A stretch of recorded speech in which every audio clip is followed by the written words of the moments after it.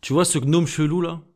Eh ben c'est toi. Enfin, pour être plus précis, c'est toi d'après ton cerveau. C'est comme ça qu'il te voit. On appelle ça l'homonculus. Le terme homonculus, ça vient du latin et ça veut dire petit homme. Dans l'histoire, à la base, l'homonculus, ça vient d'un délire chelou des alchimistes, des magiciens, tout ça, qui voulaient absolument créer une version miniature de l'être humain.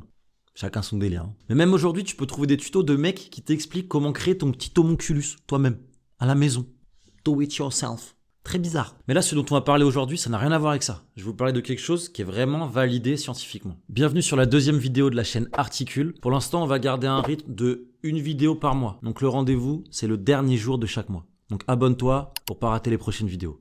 Donc comme je l'ai dit, ce petit lutin immonde, c'est la représentation que ton cerveau a de toi. Pour être plus précis, c'est une représentation théorique où la taille des différentes parties du corps est proportionnelle à la surface qu'elle occupe sur le cortex cérébral. Le cortex cérébral, c'est la partie la plus superficielle du cerveau et c'est là qu'on retrouve la fameuse matière grise. Pour faire simple, dans le lobe frontal devant, il y a une tranche qu'on appelle le cortex moteur et dans le lobe pariétal juste derrière, il y a une tranche qu'on appelle le cortex sensoriel. Dans chacune de ces tranches, il y a des neurones dont le rôle est d'échanger des signaux électriques via les nerfs avec une partie très précise du corps. Le cortex moteur, il envoie des signaux électriques vers nos muscles pour pouvoir bouger. Et le cortex sensoriel, il reçoit des informations sensorielles de tous nos récepteurs partout sur le corps. Et chaque neurone est en lien avec une partie très précise du corps. C'est comme un grand réseau électrique. Donc chaque partie du corps a deux adresses dans le cerveau. Une dans le cortex moteur et une dans le cortex sensoriel. Seulement, toutes les parties du corps ne sont pas représentées de manière équitable dans le cortex. Par exemple, la pulpe du doigt, elle est toute petite. Mais dans le cortex sensoriel, elle occupe une grande surface parce qu'il y a une très grande densité de récepteurs sensoriels au bout des doigts pour avoir un toucher hyper fin. Avec le bout des doigts, tu peux sentir un cheveu. Va sentir un cheveu avec ton genou, par exemple. Vas-y, je t'attends. Tu me diras comment ça s'est passé. Ça me paraît compliqué, cette affaire. Et donc, si on rapporte ça à toutes les parties du corps, on obtient notre homonculus. Le fameux. El famoso. El famoso, c'était bien. Plus une partie du corps a une grande densité de récepteurs sensoriels, plus elle est grande sur notre homonculus. Donc ce qu'on remarque chez lui déjà, c'est qu'il a une énorme bouche. Des mains, les babines. Et il a des mains, mon gars. C'est parce que c'est les parties du corps les plus sensibles, les plus précises. Contrairement aux bras ou aux jambes, par exemple, qui sont minuscules. Attention, là, je parle de l'homonculus sensoriel. Parce que du coup, il existe aussi son cousin, l'homonculus moteur. Alors déjà, le sensoriel, il est vilain. Mais alors le moteur, il est terrifiant, les gars. Voilà l'homonculus moteur. Ah, c'est pour faire peur aux enfants, ça, la vérité. Donc, grosso modo, c'est le même. Mais il y a quand même quelques différences. Déjà, les mains, là, elles sont énormes. Il peut se marcher sur les doigts, carrément. Ça nous montre à quel point la motricité de la main occupe une place fondamentale dans notre cerveau. C'est notre meilleur outil. C'est grâce à ça qu'on arrive à réaliser des mouvements d'une telle précision, d'une telle finesse avec nos mains. Elles occupent une part énorme de notre cortex moteur. À la différence de son cousin, le sensoriel, l'homonculus moteur, on voit même pas ses oreilles. Parce que les oreilles, elles ont un petit rôle d'un point de vue sensoriel, mais niveau moteur,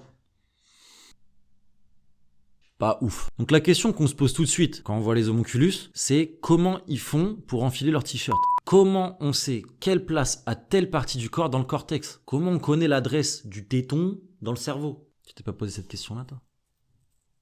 Ah, peut-être bizarre la question en fait. Eh bien, on doit ces découvertes au professeur Wilder J. Penfield. C'est un neurochirurgien canadien et lui, son truc à la base, c'est de soigner l'épilepsie. Et pour ça, il devait détruire des zones très précises du cerveau, mais il fallait être hyper précis pour ne pas endommager d'autres zones responsables du langage par exemple ou d'autres choses. Et pour ça, il a mis au point une technique révolutionnaire pour explorer le cerveau chez des personnes éveillées, appelée stimulation corticale directe. Il a opéré le cerveau de patients pendant qu'ils étaient conscients et consentants, c'est important, le consentement. Et pendant qu'ils avaient le crâne ouvert, lui venait stimuler électriquement certaines zones et il demandait « Hop, là, tu sens quoi ?»« Ah bah là, je sens que ça me picote la langue. » Ok. Et là, tu sens quoi ? Bah là, mon yep, il a bougé tout seul. Ok. Et là, oula. Ça chatouille.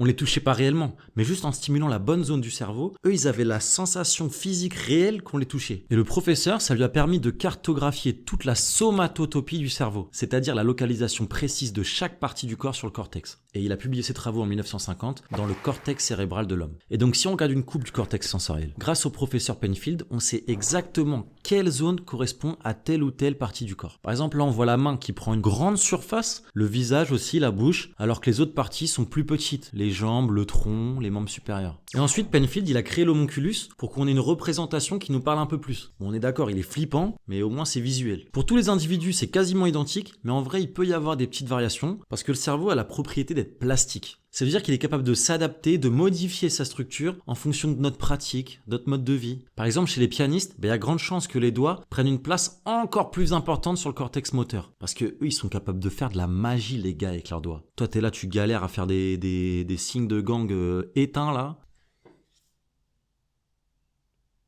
N'oubliez pas, le secteur ouest, c'est de la balle. Le secteur ouest, c'est de la balle. Pour la petite anecdote, pendant une séance de stimulation corticale directe dans le lobe temporal sur le côté, un patient de Penfield a carrément visualisé un souvenir. En stimulant son cerveau, Penfield a provoqué la visualisation d'un souvenir en direct. Et ça ouvert la voie à plein de travaux sur la mémoire et la conscience dans le cerveau. Tu trouves pas ça dingue de se dire à quel point tout est matière dans le cerveau? Tout a un support matériel. Que ce soit les mouvements ou les sensations, mais même l'esprit, même les souvenirs. Mais en fait, c'est des neurones. Ça repose sur des neurones et des échanges électriques. Et on peut les stimuler comme on veut. Non, les gars, c'est pas impressionnant. Voilà, donc surtout, n'oublie pas que pour ton cerveau, c'est pas du tout la taille qui compte. C'est vraiment la fonction. C'est à quoi ça sert. Tes mains, elles sont énormes dans ton cerveau. Parce que les gars, c'est un outil incroyable. Et surtout, n'oublie pas que pour ton cerveau, t'es très vilain. T'es moche.